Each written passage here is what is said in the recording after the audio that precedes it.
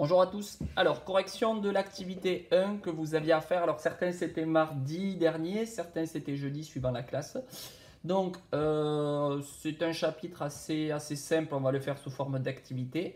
On va commencer par parler de tableau à double entrée. Donc ici, en fait, on faisait une répartition des adhérents d'un club de tennis. Donc on vous disait que le club de tennis avait 84 adhérents de moins de 17 ans, que les licenciés sont répartis en catégories, Benjamin, minime, cadet, que chaque catégorie comporte deux âges. Benjamin, par exemple, c'est 11 ans ou 12 ans, minime 13 ou 14, cadet 15 ou 16. Et en fait, on vous donnait un tableau qui donne le nombre de filles et le nombre de garçons suivant leur âge. Alors, en fait, on appelle ça un tableau à double entrée parce que c'est un tableau qui va donner deux informations. Une information qui est ici horizontalement et qui concerne l'âge et donc forcément la catégorie, mais on n'aurait presque pas besoin voilà, de cette partie pour recenser, on va dire, l'ensemble des adhérents d'un club.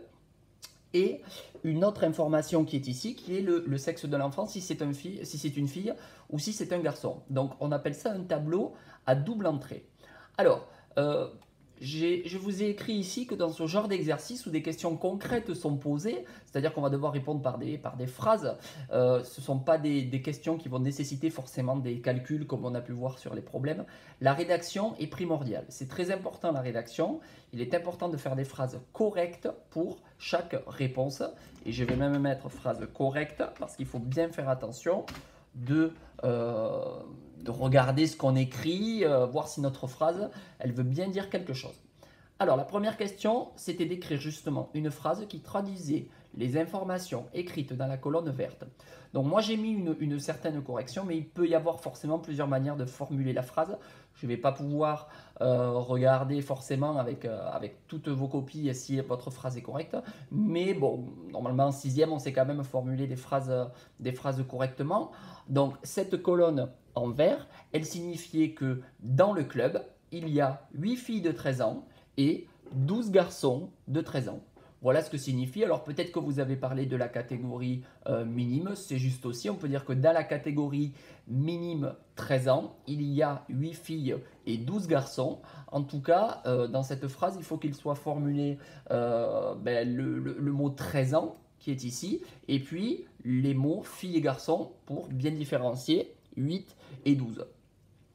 Ensuite, quelle information donne le nombre écrit dans la cellule orange qui est ici? Donc la cellule orange, elle signifie que dans ce club, il y a 9 garçons de 16 ans.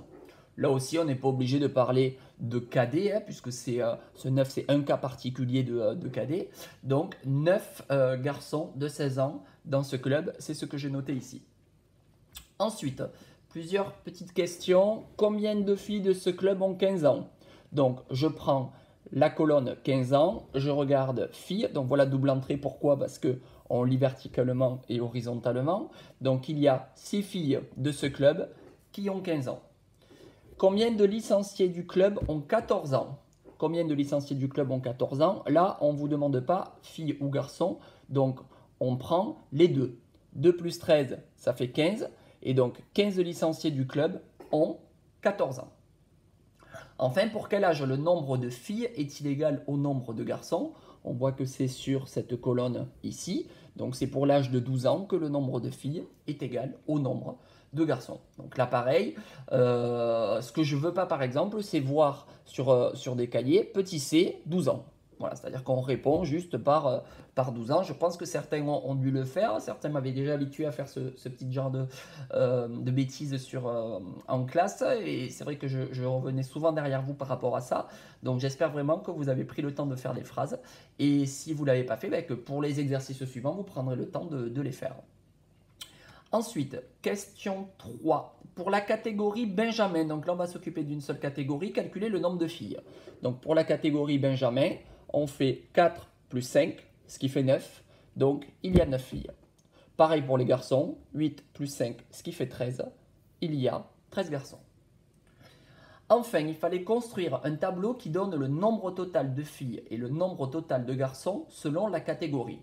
Bon, c'est un tableau qui peut-être vous a posé quelques difficultés. Il y a plusieurs manières de le faire. Il y aurait plusieurs manières, mais moi j'ai décidé de garder quand même la même structure ici. En fait, la différence, c'est que là, dans cette question 4, on ne va pas s'occuper de l'âge.